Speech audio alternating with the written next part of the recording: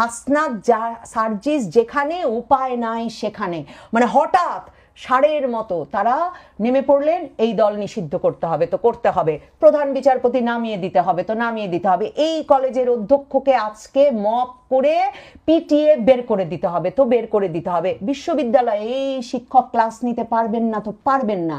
হাসনাত সার্জিসের কথাই শেষ কথা। সেই বাংলাদেশ আসলে শেষ হয়ে গেছে।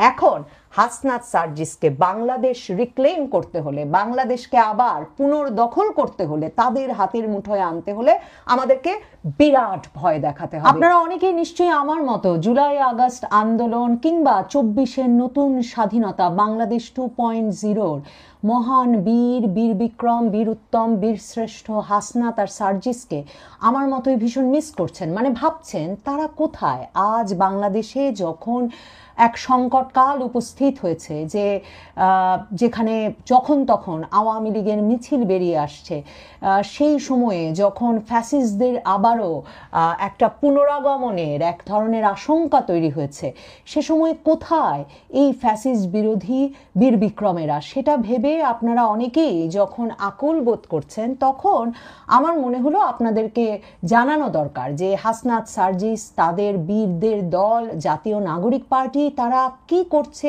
কি ভাবছে, কত দূর তারা প্রতিরোধ গড়ে তুলতে পারবে এই সময়ে বলে আপনার আমার মনে করার সুযোগ আছে, কিংবা তারা মনে করছে। দেখেন, সরাসরি প্রথমেই যেটা বলি, আমি আপনাদেরকে সেই আগস্টের 3 তারিখে জুলাই পদযাত্রা শেষে জাতীয় নাগরিক পার্টি এসে শহীদ মিনারে যখন কি জানি বাংলাদেশের নতুন বাংলাদেশের সনদ না কি জানি একটা পাঠ করলো, যার কিছুই বোঝা গেল না, সেই পাঠের অনুষ্ঠানে যখন দেখা গেল যে তেমন লোকজন জমাতে পারেনি তারা, তখনই আমি বলেছিলাম যে এই মোমবাতি, আমি আসলে প্রথম এই কথাটা বলেছিলাম আগস্টের 2 তারিখ জুলাই পদযাত্রা যখন তারা শেষ করে এলো, সেনা প্রহরায় সেনাবাহিনীর এপিসিতে চড়ে পলায়ন করে এবং পুলিশের সর্বাধুনিক বাহিনী, সবচেয়ে আধুনিক অস্ত্রশস্ত্রে সজ্জিত সোয়াট বাহিনীর নিরাপত্তায় পুলিশের ডগ স্কোয়াড তাদের পিছে পিছে থাকলো, এসব করে যখন তারা মহা নাটক করে মানুষজন মেরে টেরে জুলাই পদযাত্রা শেষ করে এলো,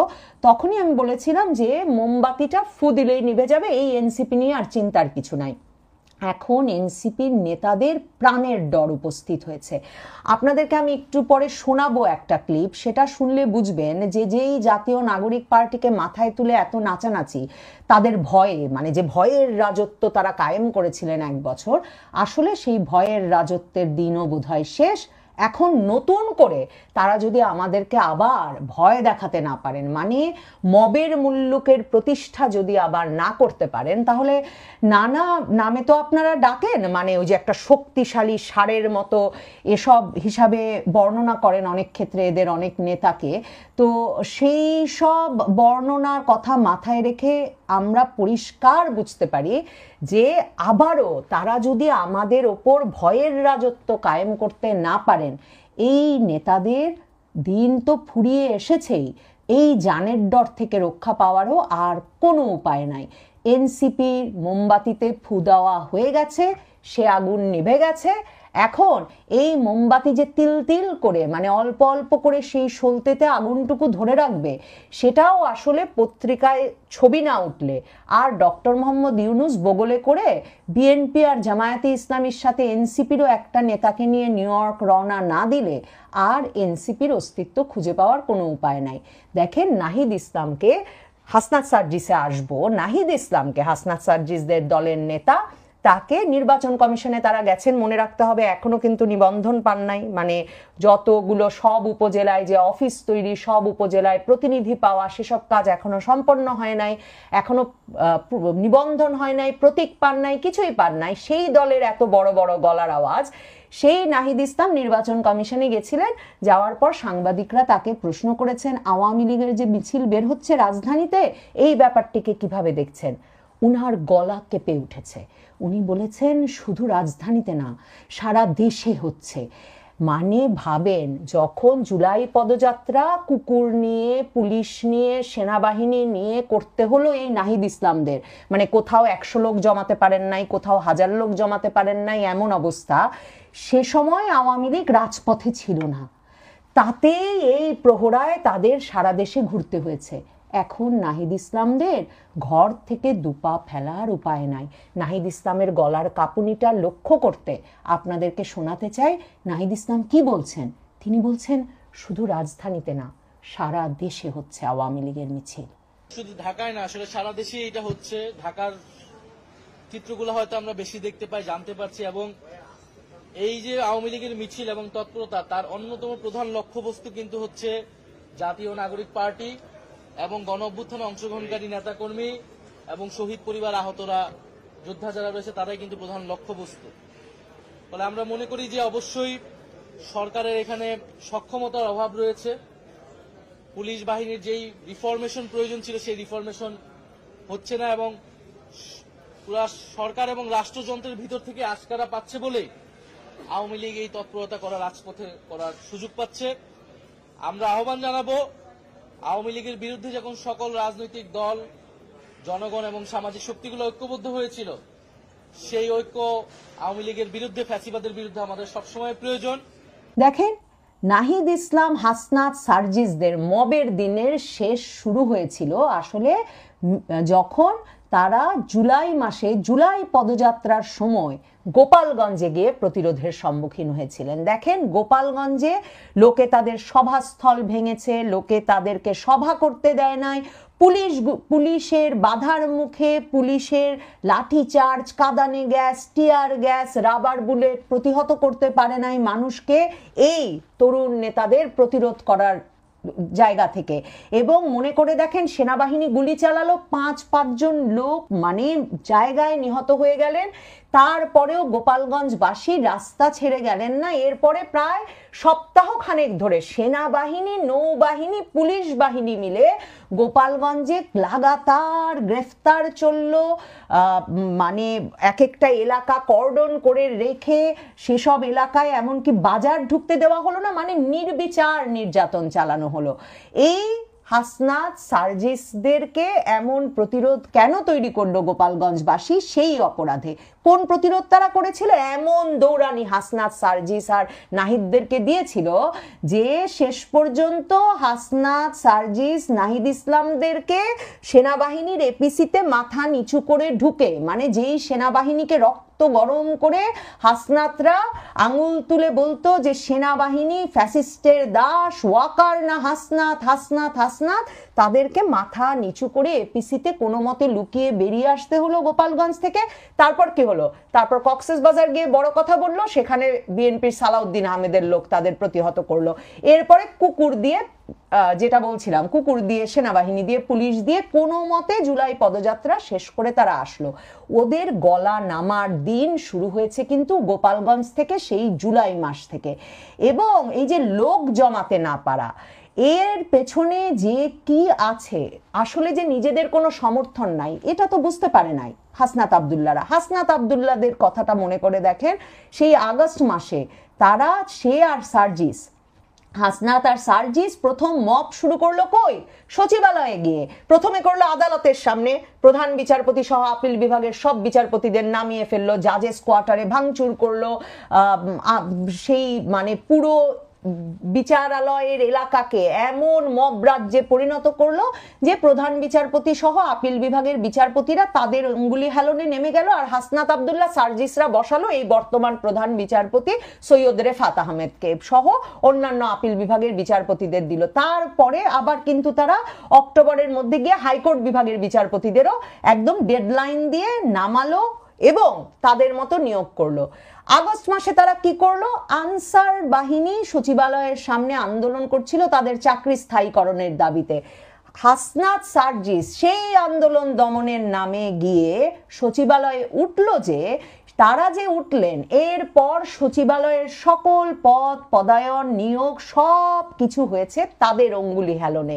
এই হাসনাত আব্দুল্লাহ বিদেশে বসে পিনাকি ভট্টাচার্য, ইলিয়াস হোসেন, কনক সারোয়াররা ডাক দিয়েছেন, ফেসবুক লাইভে বুলডোজার আনিয়েছেন, আর এই হাসনাত আব্দুল্লাহ 6 মাস পরে ফেব্রুয়ারির 5 তারিখে বললেন এই বাংলাদেশে ফ্যাসিস্টের শেষ চিহ্ন রাখা হবে না, 32 নম্বর ভেঙে গুড়িয়ে দিতে হবে। সেই হাসনাত আব্দুল্লাহর গলা দিয়া এখন আওয়াজ বের হয় না, গলার আওয়াজ একদম শুকিয়ে গেছে। তারও ফেসবুকেও কোনো আলাপ টালাপ তেমন করেন না, মাঝে মাঝে আসিফ নজরুল স্যারকে গুতান, কারণ এর মধ্যে জাতীয় পার্টি নিষিদ্ধের ডাক দিতে গিয়ে যখন নুরুল হক নুরু এমন বেধড়ক মার খেয়েছেন এবং খাওয়ার পর আবার চোখ রাঙিয়েছিলেন হাসনাত আব্দুল্লাহ যে সরকারের এই বিষয়ে ব্যবস্থা নিতেই হবে, তিনি দেখেছেন নুরুল হক নুরুর মতো নেতাও বেধড়ক পিটুনি খাওয়ার পরেও এবং কে পিটিয়েছে দেখা যাওয়ার পরেও না বাহিনীর ওইসব ব্যক্তিদের বিরুদ্ধে কোনো ব্যবস্থা হয়েছে, না নুরুল হক নুরুকে কোনো কেউ গিয়ে এমন কোনো পদ বা পদবীর প্রস্তাব দিয়েছে যাতে নুরুল হক নুরুর ওই মাইর খাওয়া পুষিয়ে যায়। তার মানে হাসনাত আব্দুল্লাহ সার্জিস আলমরা বুঝেছে এখন ভালো ছেলে হয়ে যাওয়ার সময়, না আছে পেছনে লোক, না আছে সামনে কোনো ধরার মতো হাত, বিরাট বিপদ উপস্থিত হয়েছে।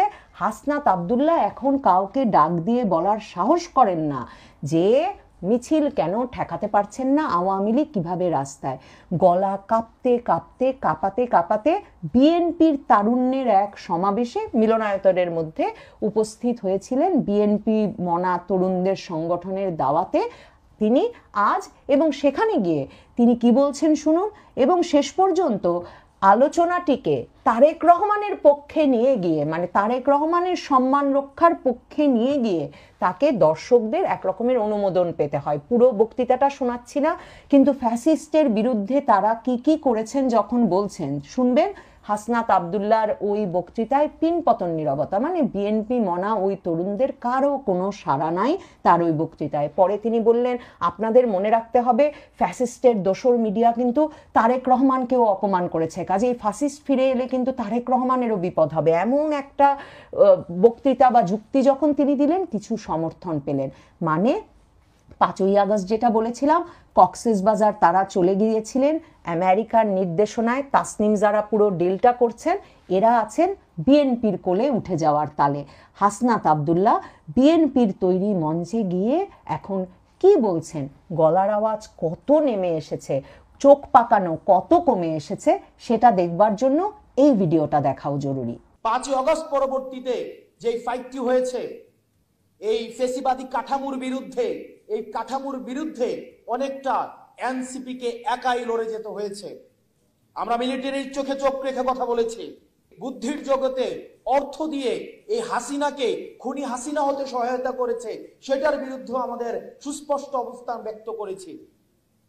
কিন্তু অত্যন্ত দুঃখজনক বিষয়, এই জায়গাগুলোতে বাংলাদেশ জাতীয়তাবাদী দল বিএনপি এবং জামাতে ইসলামী সহ ফেসিবাদ বিরোধী যে রাজনৈতিক দলগুলো রয়েছে সেই রাজনৈতিক দলগুলোর কাছ থেকে আমাদের প্রত্যাশা ছিল অনেক বেশি। আমরা দেখেছি যেই পত্রিকা বলেছে যে বিদেশে বসে তারেক জিয়া হচ্ছে বাংলাদেশের বিরুদ্ধে কার্যক্রম করছে, আজকে সেই পত্রিকার আমরা তো ফ্রন্ট পেজ দেখছি যে তারেক জিয়া হচ্ছে বাংলাদেশকে নিয়ে মিশনারি চিন্তা করছেন। আপনি যদি এই দ্বিমুখী আচরণকে, আজকে যদি এই দ্বিমুখী আচরণকে আপনি ডিকোড করতে না পারেন, তাহলে ভবিষ্যতের যে অন্ধকার, যে অদৃশ্য ছায়ার কথা আবিদ ভাই বলেছেন, সেই অদৃশ্য ছায়ার আপনাকে খুব শীঘ্রই সেই ছায়ার মধ্যে আপনাকে করাল গ্রাসে বন্দী হয়ে যেতে হবে। আর সার্জিস আলম কি করছেন? সার্জিস আলম নাহিদ ইসলাম আক্তার হোসেনরা, মানে ধরেন জমিদার পুত্র, জমিদারের নাতি, নিজেই বলেছিলেন যে তার বাপ দাদারই নাকি এত টাকা আছে, 150 গাড়ি নিয়ে এলাকায় যাওয়া নাকি সার্জিস আলমের জন্য কোনো ব্যাপারই না। তো ওই জমিদারের নাতি সার্জিস আলমরা তো আসলে দল গঠনের জন্য প্রচুর টাকা সংগ্রহ করেছিলেন। কোন কোন শিল্প গ্রুপকে আসলে বড় ধরনের অর্থ সাহায্য দিয়ে বা মানে অর্থ বরাদ্দ দিয়ে ফ্যাসিস্টের দোসর মুক্তি, মানে সেই ফ্যাসিস্টের দোসরের ট্যাগ গা থেকে ঝরাতে হয়েছে হাসনাত সার্জিসদের মবের মানে মুখে, সেগুলোও কিন্তু বেরিয়ে এসেছে। তো তাদের চাঁদাবাজি দারুণভাবে সফল হয়েছে, একেবারে বন্যা ত্রাণের টাকা থেকে শুরু করে এই চাঁদাবাজি সব টাকাই আছে তাদের পকেটে, কাজেই এখনো বড় বড় মিলনায়তন তারা ভাড়া করতে পারছেন। এই হাসনাত সার্জিস জাতীয় নাগরিক পার্টি মানে শুক্রবারে একটা সমাবেশ আয়োজন করেছিল মিলনায়তনের ভেতর, 1200-1500 লোকের মানে একটা বড় মিলনায়তন। সেই মিলনায়তনের ভেতরে সেখানে নাকি তাদের 250 উপজেলার 46 জেলার 250 উপজেলার নেতাকর্মীরা যোগ দিয়েছেন এই সমন্বয় সভায়। সেই মিলনায়তনের অর্ধেক ভরেছে কি ভরে নাই। আপনারা ছবিতে নিশ্চয়ই দেখতে পাচ্ছেন, সেই মিলনায়তনে প্রশ্নোত্তরের জবাব দিতে উপস্থিত হয়েছেন জাতীয় নাগরিক পার্টির নেতা নাহিদ ইসলাম আর আক্তার হোসেন। যেই দল এখন ১৫০০ লোকের একটা মিলনায়তন ভরাতে পারে না, মানে আপনারা যারা গান বাজনা বক্তৃতা নাটক করেছেন আপনারা জানেন খালি মিলনায়তন মানে যিনি পারফর্ম করেন, যারা মঞ্চে থাকেন, তাদের মনে কি ধরনের বেদনা, হতাশা, অনেক ক্ষেত্রে অপমানের বোধ তৈরি করে। কাজেই বুঝে দেখুন যে কি ধরনের অপমান, হতাশা, বেদনা নিয়ে নাহিদ ইসলামদেরকে এই খালি মিলনায়তনে বক্তৃতা দিয়ে যেতে হচ্ছে। রাজনৈতিক কর্মসূচি নেমে এসেছে এনসিপির, জাতীয় নাগরিক পার্টির হাসনাত সার্জিসের এখানে। এই অবস্থায় একমাত্র ইউনূস সরকার তার পুলিশ বাহিনী দিয়ে